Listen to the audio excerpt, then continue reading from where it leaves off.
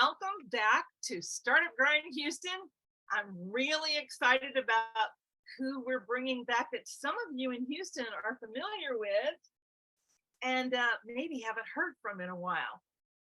Before I introduce her though, let me give you a couple of quick things, especially if it's your first time that you listened to a Startup Grind fireside chat. And that is, Startup Grind is the largest startup entrepreneurial organization in the world. We're in 600 cities, 130 countries, and we have three values that are really simple to remember. We give first, we make friends, and we help others. Now, our mission is to help startups everywhere with education and opportunities that they need to build, grow, and scale their businesses. And each chapter does that a little differently. Some of them have fireside chats, some of them have great podcast interviews, some of them have panel discussions, and today we're going to have a fireside chat. And what you might be noticing if you've been listening to our last couple of fireside chats, you've probably heard me state that Houston has put a stake in the ground, and that is we're only putting Indigenous, Black, Asian, LGBTQ, and neurodivergent voices behind our mic now. And that is something that we don't see in a lot of Startup Grind chapters. And so I'm really excited that because our community is founders, startup investors, creators, and Houston specifically focuses on connecting with more voices that haven't been given the opportunity to be behind the mic. And because we're such an international city, and oh my gosh, I'm trying to remember I think it's like 104. I have the number, I just don't have it committed to memory, but we have over 145 different languages that are spoken in our city. And so my goal for our chapter is that we are the bridge that connects different cities, whether it is regionally, whether it's nationally, or whether it's globally, to really great talent and brilliant minds that help us to think differently and innovatively when we're looking to build our startup. So I want you guys to join me in welcoming a very familiar figure to some of our Houston people, and that is, and you're gonna hear a different name with her today, it's Joowon Kim MacDowell. Did we surprise anybody when we added that? Thank you Joowon, for introduction. Joining us today. You know, one of the reasons I asked you to join us today is because you've been in the game development community for a really long time, and your role has changed over time. So would you tell people a little bit about where you started, but where you are now? So I actually worked in, my background is in computer science and software engineering for my studying undergrad. And I got a job at prominent electronic company called Samsung, and I realized that corporate environment that wasn't exactly what I was looking for. I kind of wanted somewhere a little bit more creative, and so I went back to studying a master's degree in interactive technology and digital game development, and got a job in Austin initially working on a MMO game. And after developing it for a couple of years, as you know, game industry is pretty volatile. The game did not ship. And a lot of times the company decides to either lay off or absorb the people into another project. So at that point, I had to decide, where should I go? Do I join the other project or use this opportunity to explore other areas that I can improve in my life? And the areas that I was lacking at the time was leadership, and I wanted to actually give and make impact in the world. A lot of times in softwares, especially in games, especially when it gets canceled, a lot of your work gets washed out, basically to pulling the plug, basically. So that made me question, how can I make lasting impact? It was teaching ultimately. So I got into teaching, and one thing led to another. When I was in Houston, I met my co-founder in one of the meetup groups, and I was presenting the VR app that I created with a bunch of people, and that attracted her to ask, hey, do you want to start a company together? And lo and behold, that was the first company that I co-founded. And actually now it is commercialized, the product that I designed and developed with my co-founder. It is currently in Europe and in America as the brand name On Comfort. And since then, I joined as a biodesign fellow at Texas Medical Center Accelerator. And it was an incredible opportunity to work with 7 other incredible digital health and medical device professionals. And we came together and found unmet needs in healthcare. We found about 200 plus unmet needs and went through customer validation, customer interviews. And currently that company is it's an AI microbiome drug discovery platform company, and it's on the market. Used to be called Vast Biome, and I know they recently changed their name, but that is my last company. Currently, I teach at SMU Guildhall, advising and teaching all discipline students, art creation, level design, programmers, and producers.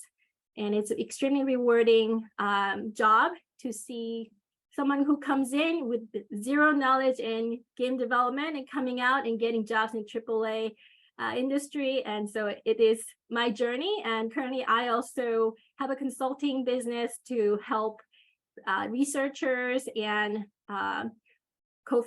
founders who are interested in developing new applications, and which includes gamification. Well, with that last bit that you talked about at SMU and game development, and then what it's allowed students to accomplish and think about, that I think that makes an interesting way for us to kind of lead into our first question for the audience today, and that is, what does game development or developers in their community teach us about identifying user and client needs? Because when people are developing products now, it's fascinating because I get to listen to the conversations on both sides of the table. I'm hearing what the founders are going through, and I'm hearing what the customers are going through. And sometimes there's not enough dialogue back and forth.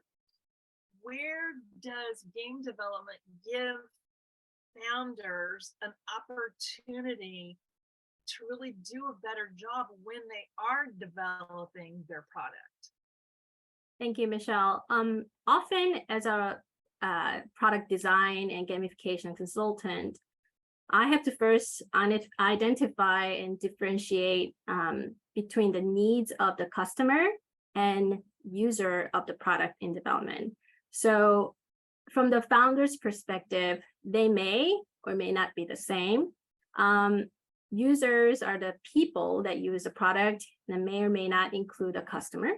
Customers are the ones that are paying you. So as a founder, catering to the needs of one versus another can become a big challenge. So if I were to bring in the example of one of the popular games, Super Mario Brothers, we can think of as Mario Brothers. The problem is for Mario to travel from point A to point B to rescue the princess in each level. So you need to have Mario jump between platforms to interact with the blocks or enemies. And that is essential.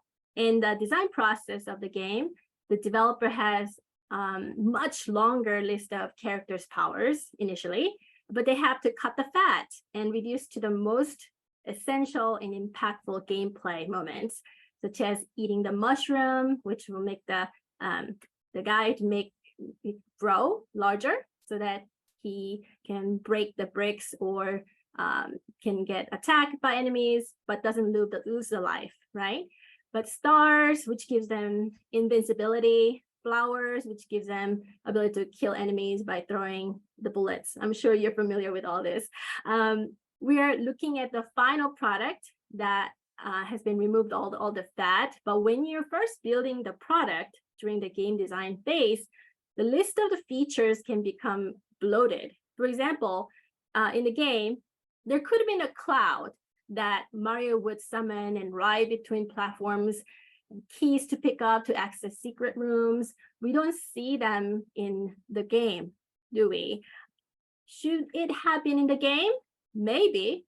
There are obviously more factors to the intricacy of the final design, which ultimately boils down to what makes the overall product the most engaging and fun, so that the player, aka customer, would tell others about it, increasing in popularity and sell the product.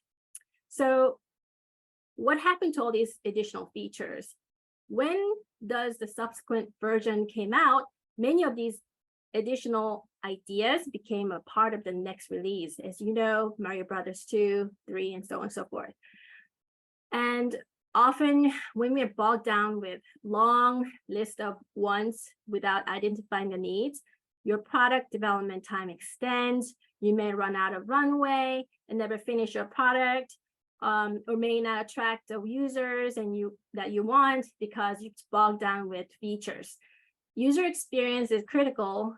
That's why in developing your product. So from the perspective of the founders, they're creating their MVPs. They have one goal in mind: user engagement to retention, which is similar to what the game developer wants in creating their game. They want players of their game to continue playing their game as long as they can and want to come back day after day to play their game. The idea is the same because they're built on the same needs of the creation of the product to profit. In modern games, there are avenues of increasing revenue, such as microtransaction. As you know, this is a business model in games where many free-to-play games to let player purchase the game items that may or may not enhance their gameplay. Loot box, as you know, that was a big discussion point that EA created. That was one of the examples. So that is my, I hope that answered your question. It's I'm curious to ask, because we've had an opportunity to talk multiple times over the years.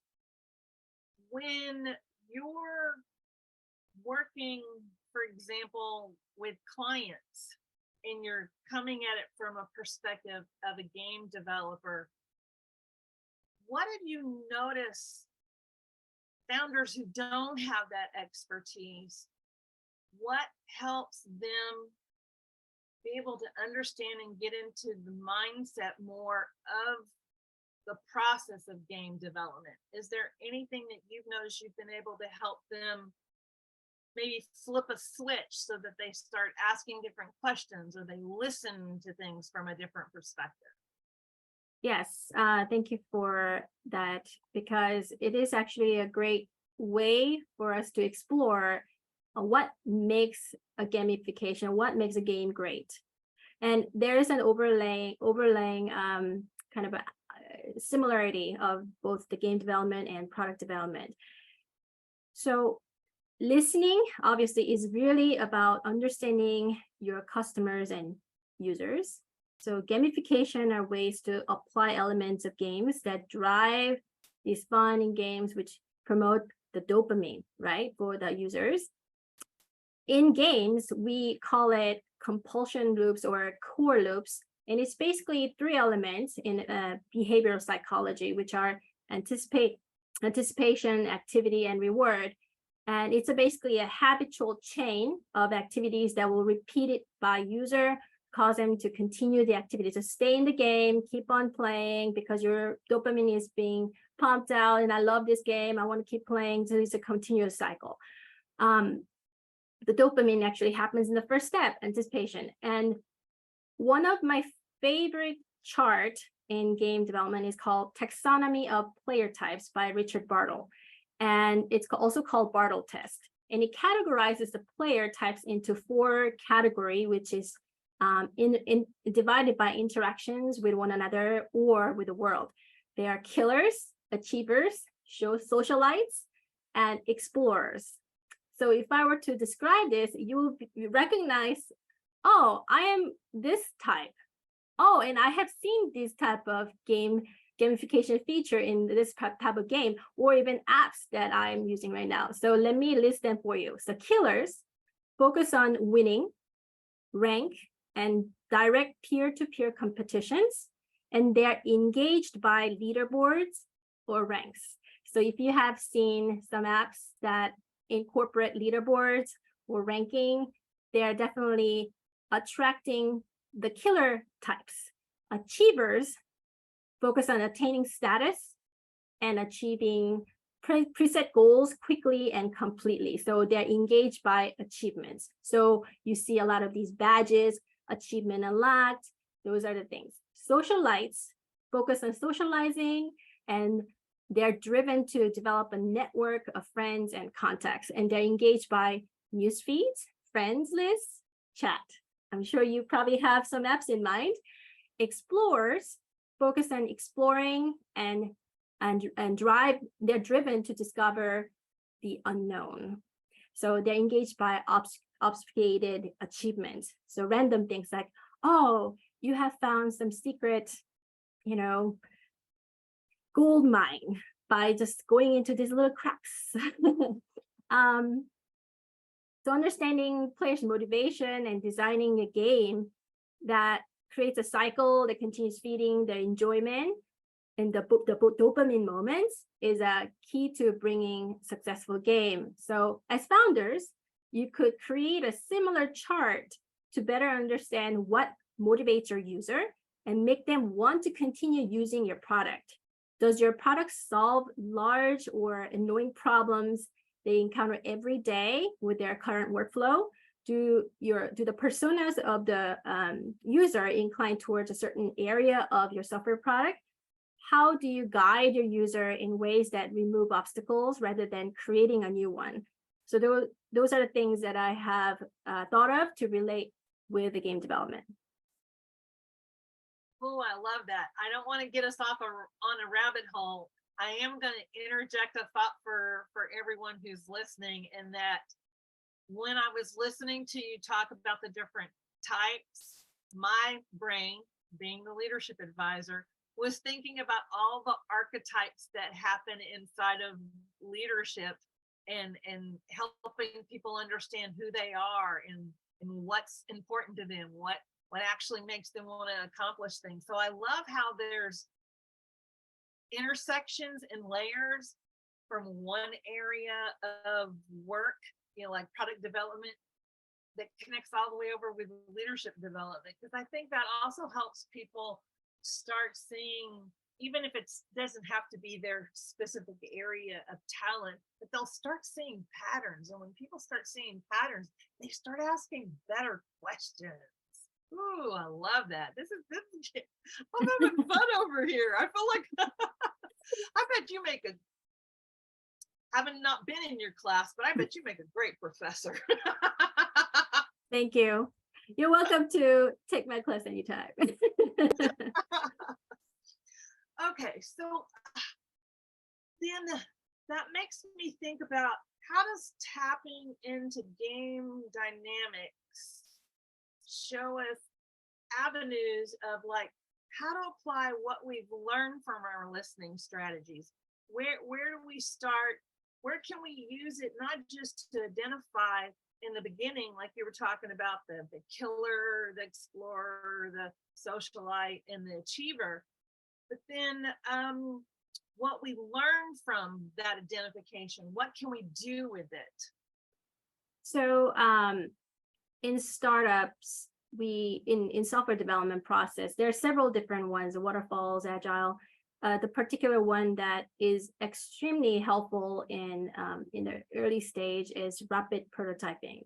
And in Spiral, when you create any type of software, you first design and you want to eventually test and validate. And then after getting the user's feedback, go back to updating your design and going back and doing this kind of continuous cycle. So in game development and dynamics, the test and validation and rapid prototyping is one of the ways that we validate the assumption of gameplay. And for founders, a lot of the assumptions are, oh, I think they need this. I'm going to create this product for them and they will love it, right? That's your assumption. And you can have the idea in your head and you would think they will achieve the outcome, but often, for the games at least, you initially thought it would be fun, but it's not fun. A lot of these assumptions get tested and validated through rapid prototyping. It's basically getting a simpler version out there, not to public, but the small group that you know that have never been exposed to even the design or intention of the product. And usability testing, which is one of the steps in refining the dynamics of the gameplay. We have the blind tester, and he or she, they will play the game. One of the key things to remember is to record their interaction without explaining or interjecting them, because the beautiful part of this testing or the Kleenex testing is you discover things that you assumed that would completely invalidate your assumption. So a lot of times they will come and ask you like, so is this what it's supposed to do? If I press this button, like, does it mean that I'm saving this data? Don't answer, because that itself is a huge value in data that tells you that the particular design wasn't clear enough, that they actually have they have to ask, right? It helps them if while they're interacting with the particular product, if they can speak out loud what they're really thinking in their mind. So a lot of times if you just record and there's a pressing button and then you capture it or you watch it later, you don't necessarily know why they're pausing in particular area or why they chose this versus another. But if they're speaking out loud, I'm gonna click this because it's maybe a larger button, so I'm attracted to that. So I'm gonna click this. I don't know what's gonna happen, but I guess I'm gonna click this. So hearing their dialogue actually helps you to discover new things. So one of the things that was extremely valuable in biodesign process interviewing 200 plus potential customers, or just finding unmet needs, we were trained to not interrupt when they speak of the problems. So it kind of is very similar in game design process. Don't interrupt, don't interfere, let them explore. Whether they finish the game or they're just stopped in the first start menu and never cut progress forward, you have obtained the data. So that I also want to tell you that as a startup founder in healthcare, especially, or another area, in another industry, I highly recommend you to check out NSF I-Corp process. And it's National Science Foundation's funded validation of your MVP by going to the customer and asking them, do you want this particular product that would solve your needs? So a lot of times you have an MVP and you talk to 50 plus customers and they will tell you, no, I don't need it. Or, oh no, this is actually going to bog down our process even further. So a lot of the times these even pre-seed stage or even funded products go through this process and they realize, oh my God, we are not going to have any customers after we put this on the market. So they end up going back and redesigning the product, or even just canceling it altogether. So I've seen it all. So check out this program. It helps you save so much of energy at the end. And ultimately, the process is very difficult. But yeah, I highly recommend it. Oh, I'll definitely have to include that in the follow-up email for everybody so that they can go check it out. You know, it's interesting as I'm listening to you, I'm also hearing things both as a confirmation as well as a new awakening. And that is, even though we've kind of heard people talk about this before, what you just shared is also a reminder to founders that there's a lot of value in staying humble and asking questions. And every time you get feedback, giving yourself permission to know that you might have to start back from square one again in order to truly make progress with what you're trying to accomplish. That sounds like a whole nother fireside chat we might have further down the road. Absolutely. And you open the door for that. Well, you know, Joowon, you've been gone from Houston for just a little while, and there's some life changes that have happened for you. So for everybody who's listening, how about you go ahead and drop the bomb, Mom? Oh my goodness. So I'm sure we all can talk about what we end up doing during the pandemic. A lot of us probably end up moving jobs or started a family, and I actually started a family. I met my husband, and he's so incredible. The moment I met him, I knew he was the one. We met on 4th of July. Fireworks were everywhere, as you can imagine. And now I have a daughter. She's 1 year old as of July 1st. And I don't know if you can see her. She is walking. It's incredible to watch her walk. And to be honest with you, I'm not going to reveal my age, but you can assume by looking at my LinkedIn, I have not thought that I would get married or have kids. I mean, I have been single and I loved my single life. I loved the startup life. But I'm just absolutely enamored by being a mother of this amazing daughter. And I'm sure every mother thinks that their baby's amazing, but I just never thought that motherhood would be this amazing. And I just want to put it out there for those of you who are single for a long time and have not thought that, you know, that was not what they wanted. Try and first of all, most importantly, find a person that you want to spend the rest of your life with. And those of you who are already partnered, you know, the possibility is it's beyond what I thought this life was, having a child. So it took a lot of brave moments, and I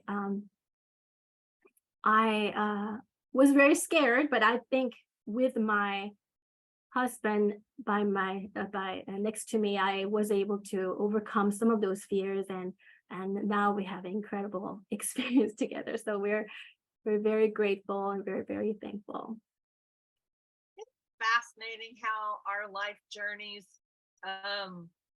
just have an opportunity to take us to a lot of different places. I think that's one of the things I know I've enjoyed about being an entrepreneur over a 40-year arc is all the different types of businesses I've had, all the different roles it's allowed me to develop myself into and do, hold, be, and then all the wonderful people I've had an opportunity to meet and be a part of, and just, you know, I think one of the things that I've noticed, and it would be interesting to hear from you as well, Joowon, is if nothing came from the pandemic, then people started asking themselves, what would a satisfying and fulfilling life look like for me, I think that makes them better boundaries. Absolutely.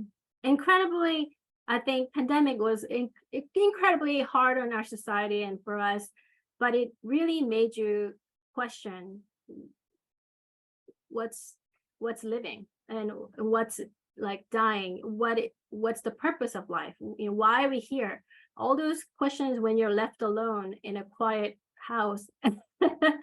And that made me search for my other half, and actively search for my other half. I didn't want to be alone anymore. And I think one led to another, and we are now married, and now we have a daughter. So I'm very thankful that everything turned out through okay and well through pandemic. And I'm sure those of you who were not in that type of experience, and I don't know, I empathize with you. It was also, it was incredibly hard. But I want to support those that have gone through the hardships, and it wasn't the same for everybody, obviously. Well, I want to thank you for coming and sharing your knowledge, but more importantly, your wisdom with everyone today. And Thank you. I'm looking forward to seeing more things come from the work that you do. So thank you for joining us today here at Startup Grind Houston. Thank you, Michelle. Have a great day, everyone. Bye-bye.